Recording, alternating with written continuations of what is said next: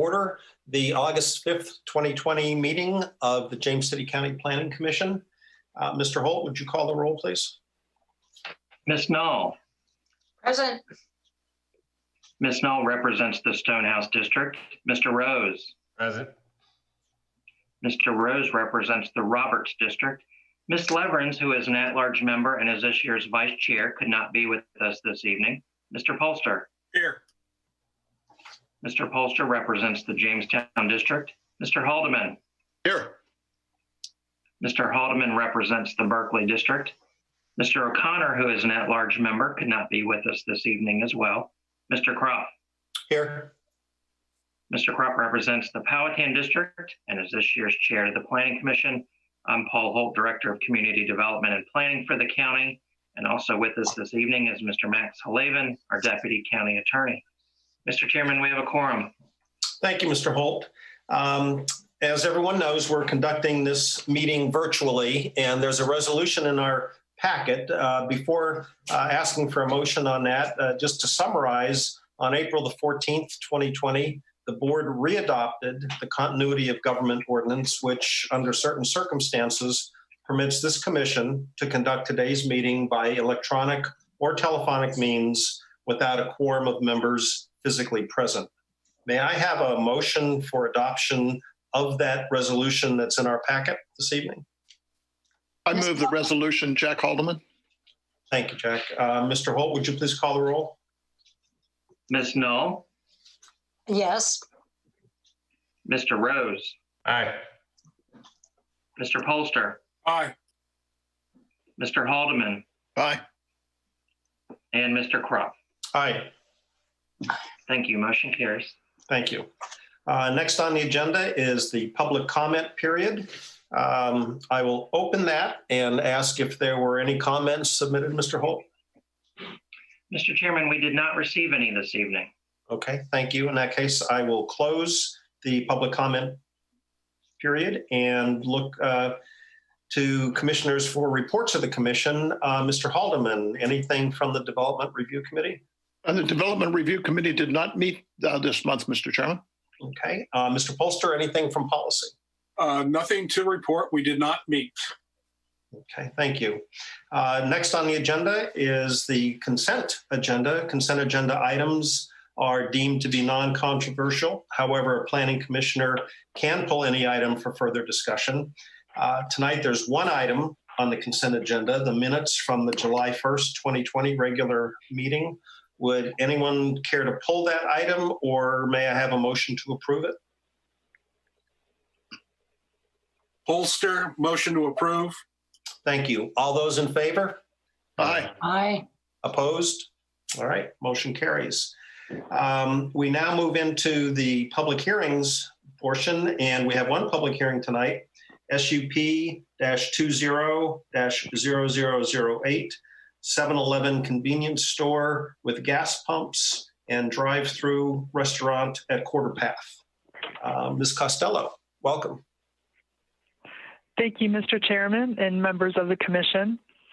Mr. Mark Richardson of the Timmons Group has applied for a special use permit to amend, supersede, and replace SUP-0016-2016. This SUP allows for the construction of approximately 2,940 square foot 7-Eleven convenience store, which sells and dispenses fuel, and an approximately 4,000 square foot fast food restaurant with a drive-through. The parcels are located at 7327 and 7337 Pocahontas Trail. The development currently on the site is the 7-Eleven and the gas station. The parcels are zoned B1, general business, and are designated mixed use by the 2035 comprehensive plan. A convenience store which sells and dispenses fuel is a specially permitted use in the B1 zoning district, and a drive-through restaurant that generates over 100 peak hour trips requires a special or commercial special use permit.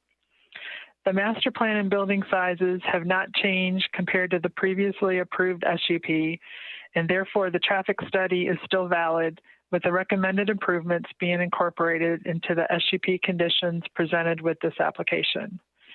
Staff finds the proposal to be compatible with surrounding development and consistent with the comprehensive plan and the zoning ordinance. Staff recommends the Planning Commission recommend approval of this application to the Board of Supervisors subject to the proposed conditions. I'll be happy to answer any questions you may have, and the applicant is also available. Thank you. Thank you, Ms. Costello. Any questions for staff? If none, then I'll ask if there's any disclosures from the part of planning commissioners as far as any meetings with staff, with the applicant or the applicant's legal counsel or anyone along those lines. Okay, thank you. I will now open the public hearing for this case. And I understand Mr. Richardson from the Timmons Group is present. If you would care to make a statement, you are more than welcome to, sir. Thank you. I am available for any questions that you may have. Okay. Any questions for the applicant? And as far as I know, the holdup on the restaurant portion is essentially you all are just looking for an owner to come in and to operate the restaurant. Is that right, Mr. Richardson? Yes, correct. Finding the right user for the site. Okay. Okay. Any other questions or comments? Thank you for being here, Mr. Richardson. Mr. Holt, have there been any speaker cards submitted? No, sir, not for this case. Okay. In that case, I will close the public hearing and turn to the commission for discussion or a motion. Mr. Chairman, Jack Haldeman moves that we recommend that the Board of Supervisors approve SUP 20-0008, 7-Eleven convenience store with gas pumps and drive-through restaurant at Quarterpath. Thank you, Mr. Haldeman. Mr. Holt, would you call the roll? Ms. Knoll, Aye. Mr. Rose, Aye. Mr. Polster, Aye. Mr. Haldeman, Aye. and Mr. Kropf. Aye. Thank you. Motion carries. Thank you. We have no planning commission considerations on the agenda for tonight, and we now turn to the planning director report. Mr. Holt. Great. Thank you very much, Mr. Chairman, members of the commission. I would be remiss if I did not take this opportunity to promote the upcoming assembly that will happen on August the 10th for our comprehensive plan update. It's going to be interesting. I think we're going to be well prepared, thanks in large part to the CPT and the PC working group, to conduct a virtual public engagement session that will be pushed out countywide. It'll include both a live presentation and component that will happen Monday night starting at 6:30, and then certainly some online questionnaires and online input will be available for several weeks. So, again, much like we did for the first time with the first set of big public engagement initiatives, just would really encourage everyone to help get the word out. Would love to have as much public input as possible into this next big round, which will be pretty substantial given that this is the first time we'll be talking about some alternative futures that are options and opportunities for the county to pursue. So getting some pretty big public input and feedback into some of that data will be extremely critical as we move forward into the next steps. And so, Mr. Chairman, unless there are any other questions or anything else, I didn't have anything additional other than what's been included in the agenda packet this evening. Thanks, Mr. Holt. Any questions or comments for Mr. Holt on his report? Mr. Holt, this is Jack Haldeman. Under new cases, there's a courtesy review of a York County rezoning on Pocahontas Trail. Could you briefly tell us what that? On Pocahontas Trail, as far as I've been able to discern, I don't think there is a specific proposal that is included with that application. I think the property owner's request is to just have that rezoned and available to put on the market as general business instead of a general use. Like I say, I don't think the property is probably more than a couple of acres in size. It just happens to be on the northern side of the road, which is in York County. Gotcha. Thank you. Anybody else? Okay. Planning Commission consideration, discussion, and requests. The Board of Supervisor coverage for August is Rob Rose, and he lucks out because there are no cases requiring Planning Commission approval or input, rather. So, but he is, and should something come up, Mr. Rose has the coverage for August. And anyone else, any comments or We'll make up. considerations? Pardon? We'll make up for it when he comes up again in March 21. Yeah, we definitely will. And now he's fair game if somebody cannot make their other scheduled board coverage. Any other comments or discussion items? Yeah, this is Frank Polster. Mhm. One of the things that struck me about the 7-Eleven piece that we just heard was something called LEED, which is like the master's, Green Master type thing that we do for residential. Mm-hmm. But this one was done for commercial. And as I looked through the current set of ordinances and whatever, you know, if a commercial project comes in and they do well in terms of that rating, we give them 0 for any kind of a bonus or attaboy for trying to do something green. I mean, I understand that the county, you know, is committed to its facilities for that. But I guess my question is there any reason why the zoning ordinances for commercial properties don't provide some kind of incentive for being green? That's the end of my question. So, yeah, Mr. Chairman, Mr. Polster, I think there are some districts where for residential pieces, as you know, even though this isn't a residential application, that shows up in the list of options for some density bonus considerations.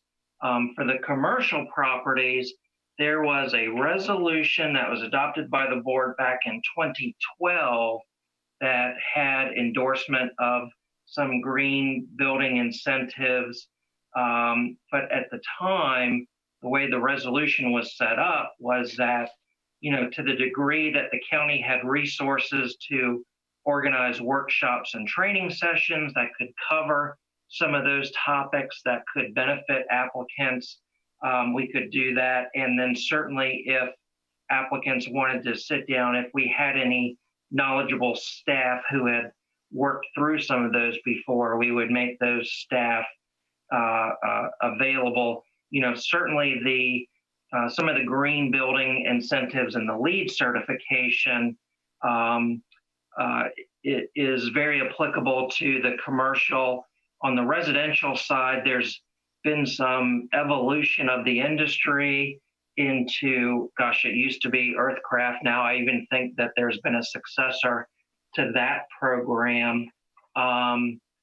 There was some other more tangible incentives to that, to where the county would be able to refund 25% of site plan fees or subdivision fees for the fee review process, and opportunities for some additional recognition through additional signage during construction, and, you know, if so desired by the business upon certification.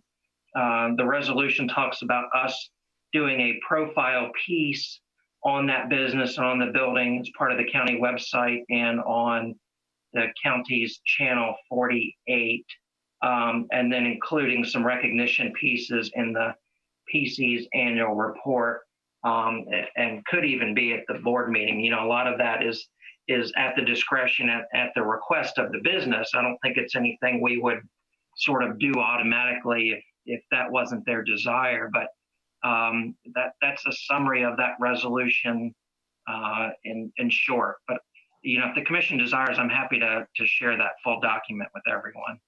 I would be interested, and I'm not so much interested in a resolution as I'm interested in modifying the zoning for the commercial to be able to incentivize them. And you've brought up at least 3 or 4 for economic development that would make sense. I mean, just the idea of waiving some fee because they're going to use a lead or an earthcraft piece, I think that's a fantastic sort of inducement or incentive for people, especially if we're trying to attract folks in here with this notion of a green sort of development.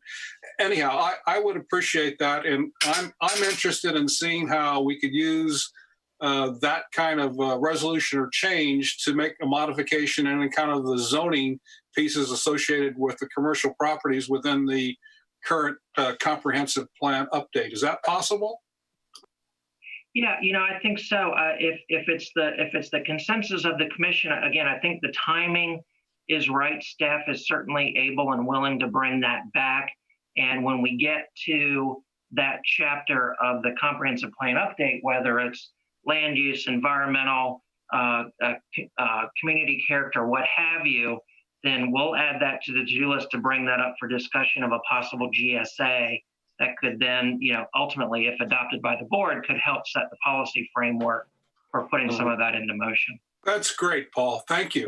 Yeah, I think that would be very helpful. And I know we've, in the past, we've added conditions even to rezonings and special use permits that incentivize developers on the residential side to do earthcraft or lead housing, or lead development. So I think, to Frank's point, that would be very welcome. So thanks, Mr. Holt. I appreciate your offer to provide that. Mr. Holt, do we have the authority to simply require it? As part of the zoning ordinance or as part of a legislative case? As part of the zoning ordinance. I don't know. I'd have to sit down and look into that with Mr. Halavin. It's probably part of a little bit of a larger piece. As a deal in rural state, we can only really sort of do what's explicitly laid out in state code. So that's going to take a little bit of research, but we're happy to do that as well. Yeah, this is Max. I'm pretty confident that we don't have the ability to include it as a requirement as part of the zoning ordinance, but we can certainly look into it. Thanks. I know you have nothing better to do. Thank you. And the timing is good as we work our way through the comprehensive plan. We're getting into the narrative chapters, if you will. So there's some good opportunities. So thanks, Frank, for bringing that up. Hey, by the way, Rich, the 7-Eleven did not meet the certification standards for the leads that they used, which was kind of like, why did you bother to do it then? I don't think I don't think the approval hinged on that, but I see what you're saying. That's why I didn't mention it during the discussion. Right. Yep. Thank you. Anybody else? All right. In that case, may I have a motion to adjourn? Alderman moves. Thank you. All those in favor? Aye. Aye. Opposed? Thank you. Thank you all.